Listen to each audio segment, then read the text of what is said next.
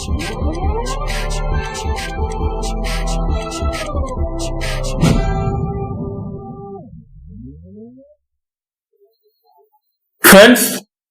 Welcome to channel कैफेल academy.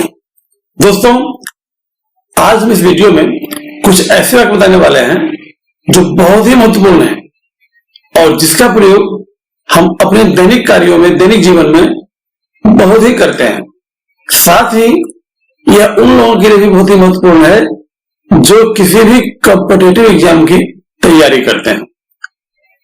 तो दोस्तों, आइए हम लोग सीखते हैं कि इस सेंटेंस को कैसे बोलेंगे और इसमें लोग कहां गलतियां करते हैं। तो उस गलतियां से बचने के लिए भी क्या रूल है, उसे हम सीखेंगे और गौर करेंगे कि सेंटेंस को कैसे बोला जाए। तो फ्रेंड्स, आइए हम लोग सेंटेंस देखते हैं। फ्रेंड्स, पहला सेंटेंस है, उसने जब से कार्य आरंभ किया तब से 5 घंटे बीत चुके हैं। इस तरह के वाक्य में जब से और तब से दो शब्दों का प्रयोग किया गया है, जिसे बोलने में लोगों को दिक्कत होती है कि किस शब्द का प्रयोग करें। फ्रेंड्स, आज उसी के बारे में चर्चा करेंगे और बताएंगे कि सिर्फ सिंस का प्रयोग कर देने से ही दोनों का बोध हो जाता है, यानी सिंस का प्रयोग कर देने से ही जब से और तब से दोनों का बोध होता है। अब इसमें यह देखना है कि सिंस का प्रयोग हम कहां करेंगे, अर्थात उसका लोकेशन क्या होगा, क्या पोजीशन होगा और उसके साथ कौन सा टेंस का प्रयोग किया जाता है जिसमें लोग गलती करते हैं। तो आइए इसे सीखते हैं। दोस्तों, जैसा कि मैं बताया कि इसमें दो भाग होते हैं, एक में लगाता है जब से और दूसरा लगाता है तब से। तो इसमें हम क्या करते हैं, प्रिंसिपल क्लॉज का प्रयोग करते हैं जो होता है प्रेजेंट परफेक्ट में। प्रिंसिपल क्लॉज मतलब मेन क्लॉज, जो एक्शन बाद में होता है उसे बोलते हैं प्रिंसिपल क्लॉज या मेन क्लॉज। और सबऑर्डिनेट क्लॉज जो पहले होता है, जो एक्शन पहले होता है उसके लिए प्रयोग करते हैं। तो उसके साथ हम प्रयोग करते हैं पास्ट सिंपल का। तो इसका स्ट्रक्चर क्या हो गया, प्रिंसिपल क्लॉज जो होता है प्रेजेंट परफेक्ट, उसके बाद सिंस और उसके बाद एडवर्ब क्लॉज या सबऑर्डिनेट क्लॉज जो होता है पास्ट सिंपल में। वेरी सिंपल, यहां सिर्फ सिंस का प्रयोग कर देने मात्र से ही जब से और तब से दोनों का बोध होता है। और सिंस का स्थान कहां होगा, प्रिंसिपल क्लॉज यानी प्रेजेंट परफेक्ट वाले क्लॉज के बाद और पास्ट टेंस वाले क्लॉज के पहले। आइए इसका एग्जाम्पल देखते हैं। उसने जब से कार्य आरंभ किया तब से 5 घंटे बीत चुके हैं। तो यहां 5 घंटे बीत चुके हैं, पहले हम इसका प्रयोग करेंगे, इसे हम बोलते हैं प्रिंसिपल क्लॉज। तो क्या हो जाएगा, 5 hours have passed। अब क्या है, जब से कार्य आरंभ करना किए हैं तब से 5 घंटे बीत चुके हैं। तो यहां जब से और तब से दोनों के लिए हम प्रयोग कर देंगे सिंस का। तो ये हो गया सिंस। और उसके बाद हम क्या प्रयोग करेंगे, पास्ट सिंपल का। तो क्या हो जाएगा, ही बिगन द वर्क। समझिए, पहले हम प्रिंसिपल क्लॉज का प्रयोग किए जो प्रेजेंट परफेक्ट में होगा, उसके बाद सिंस का प्रयोग किए और उसके बाद पास्ट सिंपल टेंस का। ठीक है, यहां जो सिंस का प्रयोग हुआ है वो सिंस एज ए कंजक्शन काम करता है और यह दो क्लॉज को जोड़ता है, प्रिंसिपल क्लॉज को और सबऑर्डिनेट क्लॉज को। आपको बता चुके हैं कि जो प्रिंसिपल क्लॉज होगा वो होगा प्रेजेंट परफेक्ट में और जो सबऑर्डिनेट क्लॉज होगा यानी जो बाद में प्रयोग होता है वो होगा पास्ट सिंपल में। जनरली इस तरह के वाक्य में प्रिंसिपल क्लॉज का प्रयोग हम पहले करते हैं, उसके बाद सिंस का प्रयोग करते हैं और उसके बाद सबऑर्डिनेट क्लॉज का प्रयोग करते हैं। ध्यान ये रखना है कि अगर सिंस प्लस सबऑर्डिनेट क्लॉज का प्रयोग हम पहले भी करेंगे तो वाक्य गलती नहीं होगा। अर्थात अभी जो मैंने बताया है 5 years have passed since he began the work, इसको हम ऐसे भी बोल सकते हैं since he began the work, 5 years have passed। ये भी सेंटेंस सही होगा, गलत नहीं होगा, लेकिन ज्यादा अच्छा है कि पहले आप प्रिंसिपल क्लॉज का प्रयोग करें, यानी प्रेजेंट परफेक्ट का प्रयोग करें, तब सिंस का प्रयोग करें और तब पास्ट सिंपल का प्रयोग करें। यह ज्यादा अच्छा है। अब दूसरा एग्जाम्पल देखिए, मैं जब से यहां आया हूं तब से 10 वर्ष बीत चुके हैं। दोस्तों यहां दो क्लॉज है, 10 वर्ष बीत चुके हैं और एक है जब से मैं यहां आया। तो जब से मैं यहां आया यह पास्ट सिंपल है, इसीलिए इसके पहले हम प्रयोग करेंगे सिंस का। और जो मेन क्लॉज है वह है प्रेजेंट परफेक्ट में, जो है 10 वर्ष बीत चुके हैं। तो पहले इसका प्रयोग करेंगे तो क्या हो जाएगा, 10 years have passed, उसके बाद सिंस जो कंजंक्शन का काम करता है, और उसके बाद I came over here, मतलब जब से मैं आया हूं तब से 10 वर्ष बीत चुके हैं। दूसरा एग्जाम्पल देखिए, जब से वह यहां आया तब से समस्या आ गया है। तब से समस्या आ गया है, this is in present perfect. First of all we should use it. Problems have appeared, अब क्या है, जब से, तो सिंस ही केम, जब से वह आया तब से समस्या उत्पन्न हो चुका है। इसे समझना है, इसमें गलती नहीं करना है। हम सिंस के बाद प्रेजेंट परफेक्ट का और सिंस से पहले पास्ट सिंपल का प्रयोग करेंगे तो गलत हो जाएगा। एक और एग्जाम्पल देखिए, जब से वह सोया है तब से 4 घंटे बीत चुके हैं। तो पहले हम इसको बनाएंगे, 4 घंटे बीत चुका है, तो क्या होगा, 4 years have passed। कब से, जब से वह सोया है, तो सिंस ही स्लेप्ट। यहां सिंस से ही जब से और तब से दोनों का भाव व्यक्त होता है, इसीलिए किसी और शब्द की प्रयोग करने की आवश्यकता यहां पर नहीं है। तो आप समझ गए होंगे कि इस तरह के वाक्य में जब से और तब से दोनों के लिए सिंस का प्रयोग करते हैं, और उस सिंस का स्थान होता है प्रेजेंट परफेक्ट के बाद और पास्ट सिंपल से पहले। यहां हम पास्ट सिंपल का प्रयोग पहले भी कर सकते हैं, लेकिन सिंस का स्थान नहीं बदलेगा। सिंस का स्थान होगा हमेशा पास्ट सिंपल से पहले। अगर हम वाक्य को, क्लॉज को उल्टा करते हैं तब भी सेंटेंस गलत नहीं होगा। तो कैसे हो जाएगा, since plus past simple comma present perfect, ये सीख हो जाएगा। लेकिन अच्छा होता है पहले प्रेजेंट परफेक्ट फिर सिंस तब past simple, that is better and best. Okay दोस्तों, अब आगे के वाक्य देखिए। दोस्तों ज्यों ही फिर क्लॉज और त्यों ही फिर क्लॉज, या मुश्किल से क्लॉज फिर की कोई क्लॉज, अर्थात ज्यों ही और त्यों ही, या जैसे ही वैसे ही, या मुश्किल से फिर क्लॉज और की, इस तरह का जो शब्द का प्रयोग किया जाता है सेंटेंस में, तो इसके लिए प्रयोग हम करते हैं नो सूनर फिर नेक्स्ट क्लॉज से पहले देन का। देन का ध्यान रखना है THAN नहीं। दूसरा, जब हार्डली का प्रयोग करते हैं तो हार्डली या स्कार्सली दो वर्ड होते हैं, उसके साथ हम प्रयोग करते हैं किसका, व्हेन का या बिफोर का। यहां हम व्हेन का प्रयोग सीखेंगे।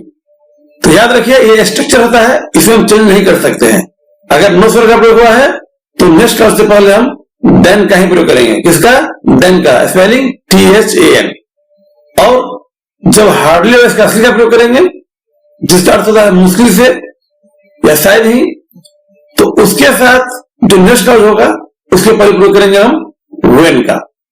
अब आइए इसका मीनिंग और इसका अर्थ समझाते हुए हम आपको एग्जाम्पल देके बताते हैं। फ्रेंड्स ये देखिए, ज्यों ही या जैसे ही पुलिस पहुंची त्यों ही डाकू भाग गए। ठीक है, यहां ज्यों ही और त्यों ही, इसके लिए वर्ड होता है नो सूनर, यहां त्यों ही के लिए देन। ठीक है, अगर हम हार्डली का प्रयोग करेंगे या स्कार्सली का प्रयोग करेंगे तो यहां हार्डली या स्कार्सली और यहां पर व्हेन। स्ट्रक्चर क्या हो जाएगा देख लीजिए, no sooner plus helping verb plus subject plus verb plus then plus clause.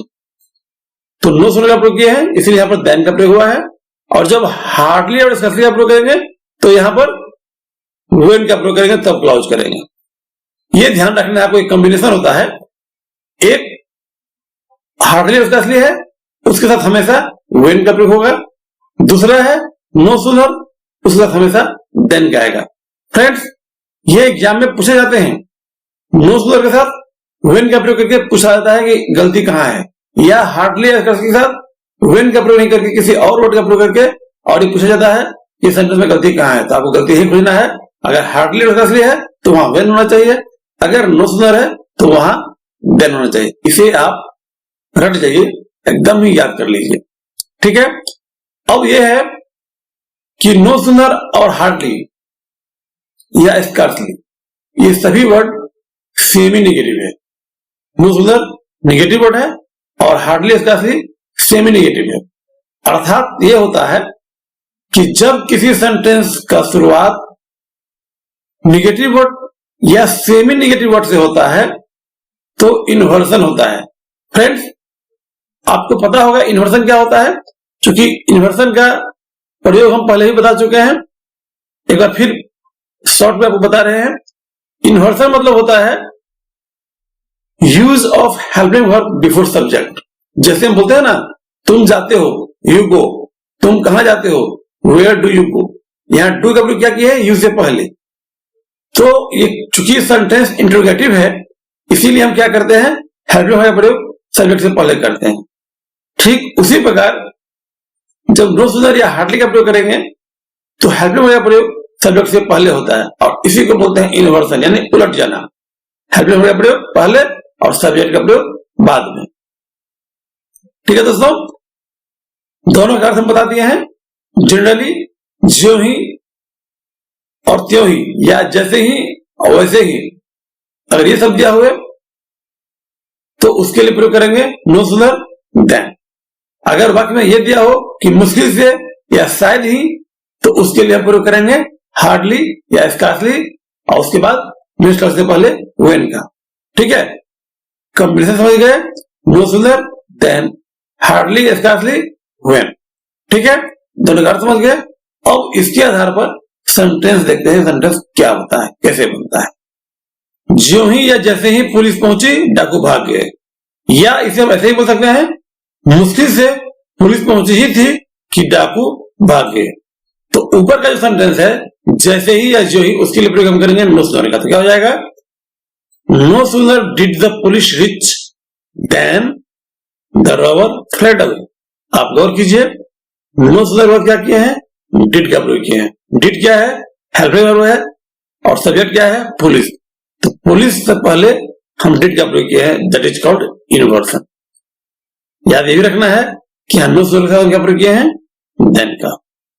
अब दूसरा तरीका देखिए, जो लिखा हुआ है मुश्किल से पुलिस पहुंची ही थी कि डाकू भाग गए, हार्डली। यहां पर हम स्कार्सली का भी प्रयोग कर सकते थे। तो क्या होगा, hardly had the police reached. दोस्तों, यहां हैड का प्रयोग हम किए हैं पुलिस से पहले, क्योंकि इसका प्रयोग हम करते हैं पास्ट परफेक्ट में। दोस्तों, ये कोई हार्ड एंड फास्ट रूल नहीं है, लेकिन आप समझ लीजिए जनरली यही होता है। नो सूनर के साथ जनरली पास्ट सिंपल का प्रयोग होता है, जबकि हार्डली के साथ जनरली पास्ट परफेक्ट का प्रयोग होता है। अगर हम इस दोनों को चेंज करते हैं तो गलत नहीं माना जाएगा, एज पर से इसे देखा जाएगा। लेकिन जनरली यह होता है कि हार्डली और स्कार्सली के साथ पास्ट परफेक्ट का प्रयोग करते हैं और नो सूनर के साथ पास्ट सिंपल का। तो इसीलिए यहां पर हार्डली के बाद हैड सब्जेक्ट से पहले प्रयोग किए हैं। ठीक है, इसी बोलते हैं इन्वर्सन। और आगे देखिए, नेक्स्ट जो रबर फ्लेड अवे, इससे पहले हम प्रयोग किए हैं किसका, व्हेन का। When the rubber fled away, right. अब नेक्स्ट एग्जांपल देखिए, ज्यों ही या जैसे ही मैं रवाना हुआ, वर्षा होने लगी। या त्यों ही वर्षा होने लगी, या वैसे ही वर्षा होने लगी, कोई अंतर नहीं है। दूसरा है, मुश्किल से मैं रवाना हुआ ही था कि वर्षा होने लगी। ठीक है, अब दोनों को बनाते हैं। तो जब ज्यों ही के लिए हम क्या प्रयोग करते हैं, नो सूनर। तो क्या हो गया, no sooner did I started. Friends, started मतलब होता है प्रस्थान करना भी, इसीलिए यहां पर स्टार्टेड का प्रयोग हुआ है। स्टार्ट मतलब गाड़ी स्टार्ट करना, कुछ स्टार्ट करना तो होता ही है, लेकिन स्टार्ट मतलब होता है प्रस्थान करना भी, तो इसीलिए यहां पर स्टार्ट का प्रयोग किया गया है। तो क्या होगा, no sooner did I start. यहां पर स्टार्ट क्या है? वर्ब है, और डिड क्या है? हेल्पिंग वर्ब, जिसका प्रयोग सब्जेक्ट आई से पहले हुआ है। तो no sooner did I start then it began to rain, right? Okay, next. जब हम हार्डली का प्रयोग करेंगे तो क्या होगा? Hardly scarcely had I started. Had का प्रयोग सब्जेक्ट से पहले हो गया। उसके बाद व्हेन, हम बता चुके हैं हार्डली और स्कार्सली के साथ व्हेन का प्रयोग करते हैं। ये बहुत ही इंपॉर्टेंट है, ये कॉम्बिनेशन होता है, इसे याद रखिए।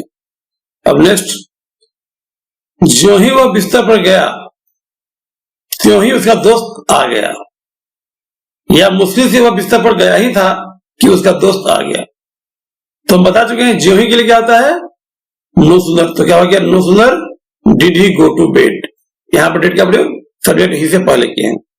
और नो सूनर क्या प्रयोग होता है? देन का, इसलिए यहां पर देन का प्रयोग किया है। Then his friend came. अगर हम हार्डली का प्रयोग करेंगे क्या होगा?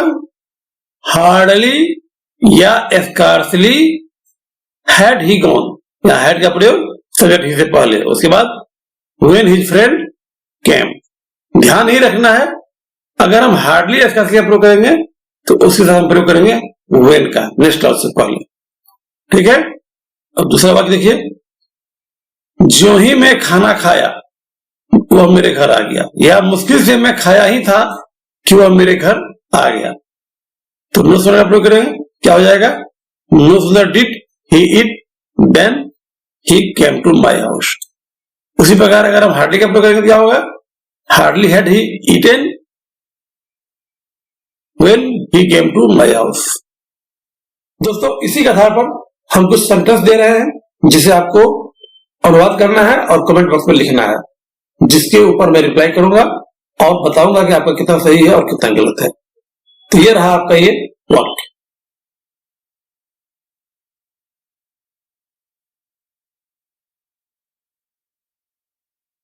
ठीक है दोस्तों, फिर नेक्स्ट वीडियो में फिर कुछ नए पार्ट के साथ मैं फिर से आऊंगा। तब तक के लिए बाय बाय।